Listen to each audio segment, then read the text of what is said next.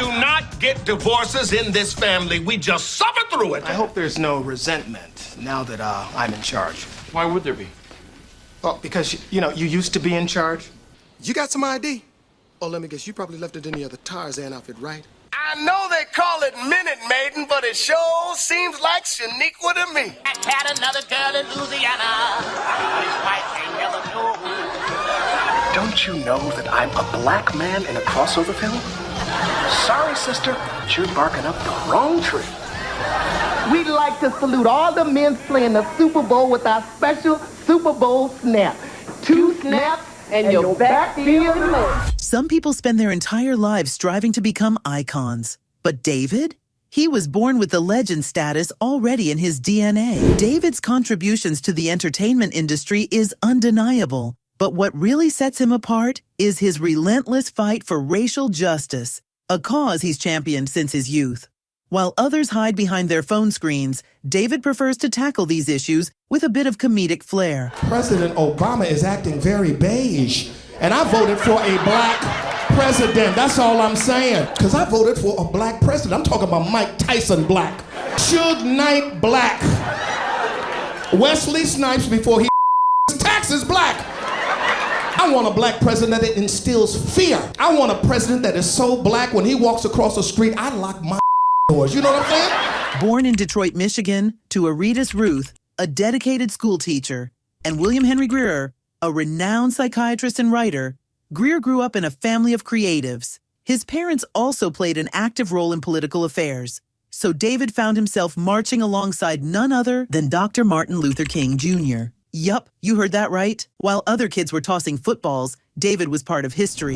So in 1963, there was a civil rights march in Detroit, and our whole family went. And I do remember being bribed with an ice cream. And you know what's weird? I found the poster for that march online, and I was able to purchase it. Now brace yourself for this next bit. Our boy David tried to join the Black Panthers. Yes, you heard that right. Teenage David and his bestie were ready to suit up in those iconic black berets and jackets, but plot twist, they got turned down. Too young at 15. Can you even imagine? The Black Panther Party. This is a radical political group, and I was 15. You too young, brothers. We only accept membership at 16, so they turned us down. I was relieved, frankly. Ann Arbor? Oh, that was where David truly found his groove. He started acting at the University of Michigan in the mid-70s. Ann Arbor wasn't just a college town for him, it's where he became the legend we know today.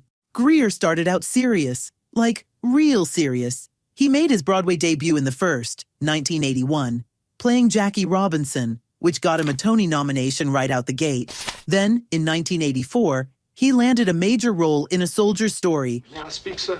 Cobb? Colonel Nivens must know nobody colored killed us, sir. Well, this is precautionary, Cobb. Which later became a movie starring Denzel Washington. But when the 90s hit, his career took a whole new turn with In Living Color. I know they call it Minute Maiden, but it sure seems like Shaniqua to me. My name's David Allen Grier, and it's great to be hosting Saturday Night Live. I'm telling you, you guys probably know me from In Living Color. I was the black guy. After In Living Color ended in 1994, he kept the momentum going. He was in cult classic movies like Blankman. Look, my sources connect Mayor Cates to Michael Minnelli and organized crime. And Boomerang. You can wait 8 or 9 years, and you would never have no woman that fine.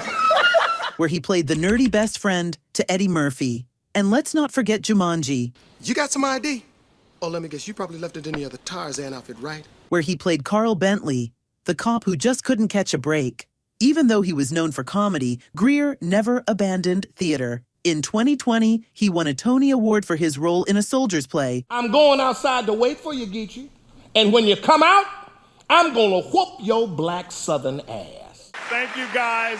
And to the other nominees, tough bananas, I won. Ow! Proving he's still got those serious acting skills. Now, let's take a peek at his personal life. In a candid interview, Grier himself joked about being the butt of the jokes when it comes to his love life. Imagine being caught in a conversation about conquests with none other than Eddie Murphy and Martin Lawrence, two kings of comedy in their prime, and trying to keep up. That's exactly what happened to poor David Allen Grier while filming Boomerang in 1992. Wait, no refund? I mean, what's he think? You gonna take the jacket, wear it, stank it all up to be damned, and then, like, give it back to him? And trust me, it's a story for the ages. So, Eddie and Martin, the big guys in the game, were swapping stories about all the famous women they'd been with. Then they turned to him and asked him if he's never been with anybody famous. Well, guess what Grier said next? Did he try to bluff his way through? No. He just looked at them and said, I did a girl with a SAG card. While Eddie and Martin were racking up star-studded conquests, David's claim to fame was, well, a girl with a Screen Actors Guild membership. You can practically hear the crickets in that room. But the scandals don't end there. Grier has also been vocal about his experiences in Hollywood, particularly regarding the pressure to fit into certain molds. He once revealed that he passed on iconic roles in shows like Seinfeld and movies like Ace Ventura. It's like, no, I passed on it. Jim took it and said, I'm going to do what I'm going to everything. This out. Yeah, everything. Imagine how different his career might have been if he had taken those roles. In hindsight, he's described those decisions as a mix of regret and relief, navigating the complex landscape of Hollywood opportunities and racial dynamics. And speaking of dynamics, Never mind. there was that unforgettable story involving Prince. Grier shared a hilarious encounter during an interview with Howard Stern that left everyone in stitches. Apparently, he had a chance meeting with the pop icon that turned into an awkward but comedic exchange. The guy tells me this story, and he said that one time they were on the road, and Prince calls him at 3 a.m. They find this woman who is in the crawl space behind Prince's bed with a flashlight and a Bible, and she's reading Bible verse to try and convert Prince. Once you drink from the fountain of Al, make you one thirsty gal. Go to hell, McAfee. Oh, she wants me. Despite his success, Grier has openly discussed the struggles of being a black actor in a predominantly white industry. He's used his platform to advocate for diversity and inclusion, calling out Hollywood for its shortcomings. Grier has said that it's important to him to create opportunities for others, particularly for young black comedians trying to find their footing in a challenging industry. However, it hasn't all been smooth sailing. There were moments of tension on set, particularly with co-stars who didn't always see eye to eye. Grier has recounted disagreements that, while often humorous in hindsight, provided valuable lessons about collaboration and respect in the creative process. Seriously, 35 and change acting professionally. Now let's touch on the family side of things. Growing up in a household that valued education, he faced immense pressure to succeed, which sometimes led to conflicts with his family. In interviews, he's candidly shared stories about the high expectations placed on him and how they shaped his comedic outlook on life. I mean, I was exposed to when I was young and growing up in Detroit, my dad was a doctor. I grew up around doctors, lawyers, professional black families, but I didn't want that. I wanted to be an artist. I wanted to be an actor. So I got that you should go to law school. For the most part, Grier has kept it clean, but he's had his moments.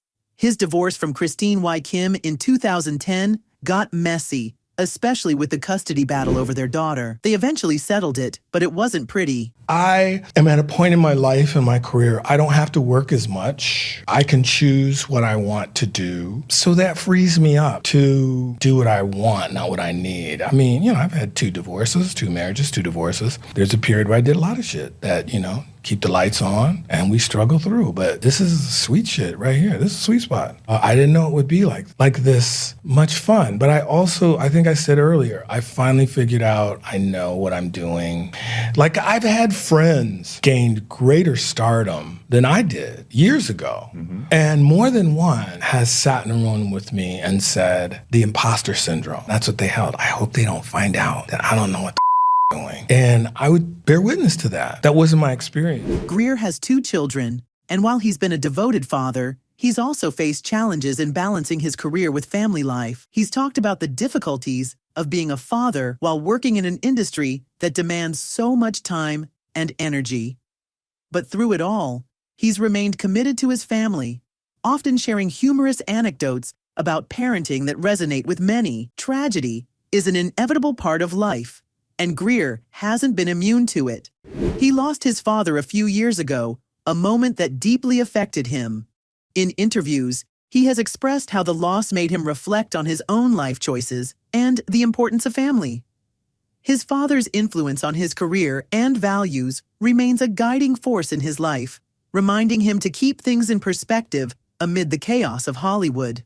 As Grier reflects on his career, he recognizes that every scandal, setback, and heartache has contributed to his growth as a person and an artist. He has often said that humor has been his lifeline through tough times, allowing him to navigate the highs and lows with a light heart. Talk again. Good, Tin Woodsman.